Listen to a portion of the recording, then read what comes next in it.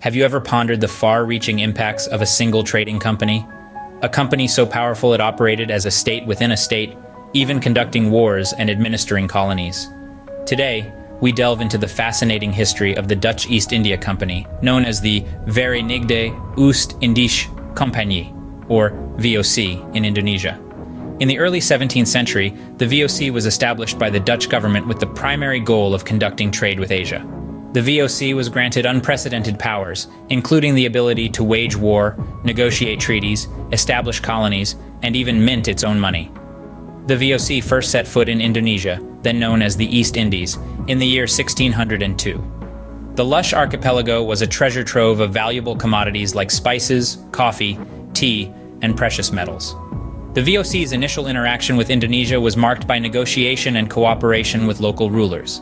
They established their first trading post in Banten, West Java, swiftly followed by others across the archipelago.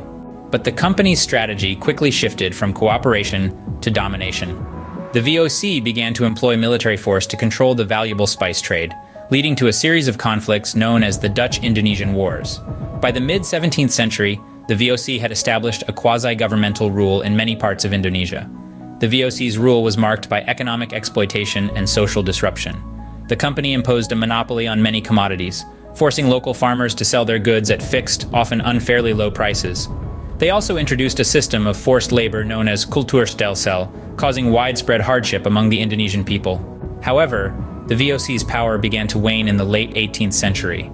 Mismanagement, corruption, and the increasing cost of military campaigns led to financial difficulties. In 1799, the VOC was formally dissolved, and its possessions were nationalized by the Dutch government. The VOC's legacy in Indonesia is complex.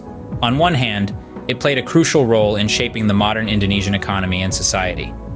On the other hand, its practices of exploitation and domination left a lasting imprint on the country's history. In conclusion, the VOC's history in Indonesia is a tale of trade, power, and exploitation. It began as a trading company, but quickly transformed into a quasi-state with far-reaching powers. It exploited Indonesia's resources and people to amass wealth, but its practices eventually led to its downfall. Despite its dissolution more than 2 centuries ago, the VOC's impact on Indonesia can still be felt today.